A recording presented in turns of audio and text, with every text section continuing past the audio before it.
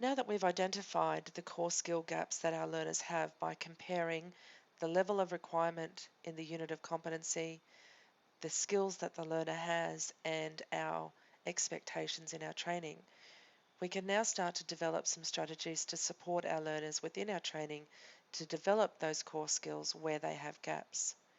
We have to plan this process out so that we can make sure that the student is adequately supported and that we have planned the resources for this process. To get some of the ideas about what we can do to support our learners, the Ideas That Work website has a whole series of videos available about language literacy and numeracy support. So you can go to this website, ideasthatwork.com.au, what works for LLN, and you can see that there's a whole series of videos about a lot of the information we've already covered, but it also gives specific strategies to support our learners in their reading, writing, speaking, listening, learning, and numeracy skills. So have a look at this website for some additional resources, ideas, and strategies. As I said, it also goes through the initial introduction to LLN as well. But we're going to have a look at developing an LLN support strategy for our students. And we document this process so that we know what we're doing, the students know what we're doing, and anyone else that is providing support for our learners also knows what we're going to do to support the development of their core skills.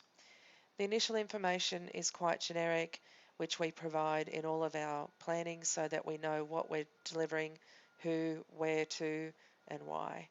So it's prepared by, and obviously you'll put your name in, the date, the program title is the qualification, and the relevant benchmark is the code and title of the unit of competency. We get some generic information here about your learner group so that we know the context that you're working in. How many students do you generally have in a group in total? What percentage or ratio of those are students that have LLN skill needs? And what can you tell us about the learner profile in general? Their age brackets, their educational experience, their cultural background, their expectations, their employment status, so that we know who you're dealing with and who you're training and whether the learning support strategies are going to benefit those students. We then identified the two core skills that had the most significant gaps, be they reading, writing, numeracy, oral communication skills or learning. So you just write the core skill in there, and on this side we write what was the level that the unit required them to have. In this section, you write the level that the student was identified as having, plus any details of specific gaps that you know. So, for example, in writing, if they struggle with spelling or punctuation or grammar, you can write those specific gaps in here.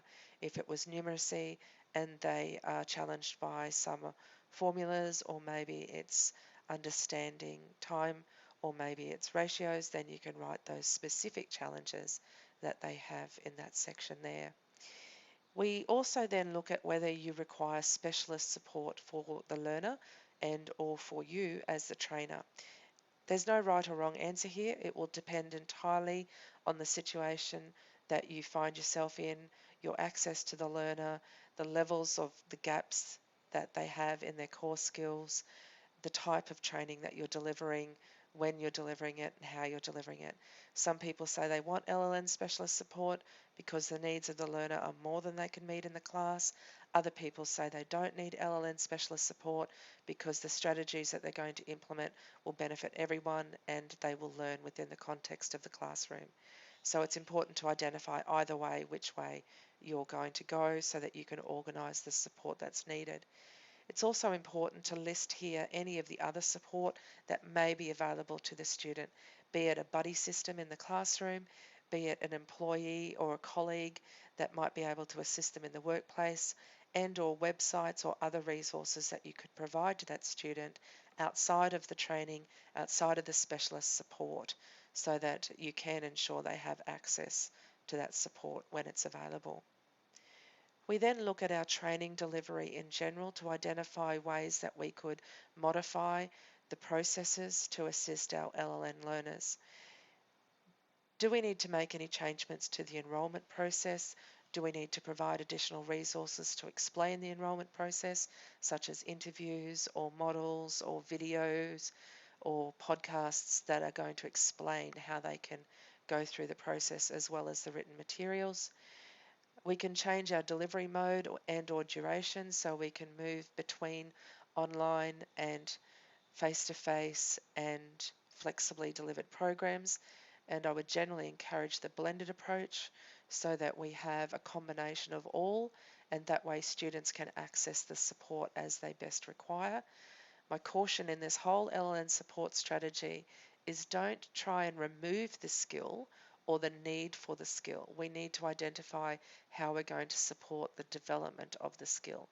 Of course, if our training materials and processes are at a much higher level than what's required in the industry, we would need to modify our processes. But in general, try and keep a balance that we are still ensuring that the student has the opportunity to develop that core skill within our training. We need to look at our learning materials and identify if there's changes that we need to make to those in general. Is it that we have to look at different resources, purchasing different resources, or developing different resources to better meet the needs of our students? We're going to look at industry level language literacy and numeracy skills, make sure that they are as aligned as closely as possible. We're going to make sure that we're looking at instructional design principles as well, that they are well set out, clearly formatted, plain English, that they have visual cues, that they have activities and practice examples and models and templates. So what sort of changes can we make to our learning materials in general to assist our learners? Also in this section, consider where we might require external support for any of these changes. Do we have to have management or financial or IT support and approval before we can make any of these specific changes? And with that comes some time planning involved to get the changes to happen. So make sure that you identify that as well. Then we go into our instructional strategies to identify what we're going to do to specifically support those core skills and development of those core skills to meet the gaps. So it's going through those videos that I just showed you, having a look at the activities that are suggested in the learning manual, but also remembering the key strategies we use to teach any skill. So when we're teaching someone how to do a specific industry skill, what strategies do we use to teach them that skill? And they're not that different really when it comes to the language literacy numeracy, but we have to be very aware of putting the focus on the specific core skill we're trying to get them to develop. So, for example, if we're trying to teach them writing skills, give them models of writing activities, get them to build their vocabulary lists, their spelling, teach them to use the spell check and the grammar check, give them models to work from on the specific grammar, spelling, um, and those demonstrations of the report writing or the form filling out process. If you're teaching concepts such as reading, it's teaching people how to read books, not just flipping to the information, but teaching them how to use contents pages, how to navigate through texts, how to use titles, how to skim for meaning, how to ensure that they are gaining the comprehension of the texts and the questions to ask. So there's quite a few specific strategies that you can use for all of the core skills, and you can then identify those activities that you're going to use in your training. This rationale section asks how those enhancements will directly address the LLN skills. You can write a little justification there of how they actually match to the skills. I also require you to write in here the reason why you're going to change a specific learning resource to match the LLN core skill needs of your learners. So you need to provide a physical learning resource that you have adapted. It can be a handout, it can be a learning guide, it can be a PowerPoint, any visual aid that has some sort of LLN concept, of course they will, and how you've modified that task or that particular resource to suit core skill development. So write that justification in here as well.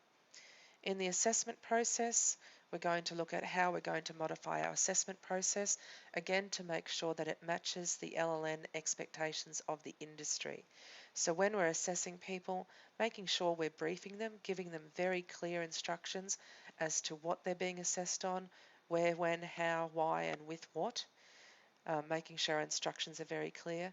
Looking at our assessment methods and making sure that our assessment methods meet the industry literacy expectations as well. So again, it's a point of not removing written assessment if they struggle with writing skills, but rather to make sure that our written assessment is work relevant, that we're getting them to do writing activities that they would do in the workplace and to the level that's expected in the workplace. If we're looking to develop their communication skills, then we obviously have to have um, oral communication activities in our practical assessments, and to make sure that we do have them in there to assess their oral communication skills. We need to look at our assessment materials and to ensure that in our instructions, in our format, in our presentation of our assessment materials, that we're not making it too complex or difficult, that it is at the expected level of the industry, and that students can work through the assessment materials and develop those core skills and demonstrate those core skills as they need to. Again, we're looking for a rationale as to how those changes and modifications will address the LLN skills without compromising the integrity of the assessment. And that's what we're saying. We don't want to remove those skills from the process. We want to make sure we support the development and assess them at the level that they need to be demonstrated. Also, in this section here, I'm wanting you to provide me with an assessment instrument that you have modified and write in here the justification for your modifications, what you modified, what you changed, and how it's going to suit those with core skill development needs. And that is the Learning LLN Support Strategy. It details out what we're going to do to support our learners in these particular core skills, and secondly, how we're going to modify our resources to suit those students that have LLN support needs. So you need to provide me this LLN support plan. You need to provide the modified um, learning resource, the modified assessment resource, and write your justifications or reasons for those modifications in these particular sections here, along with the learning support plan. In the next session, I'm going to have a quick chat about the practical application and the evidence requirements for the practical application of this LLN support strategy. Cheers.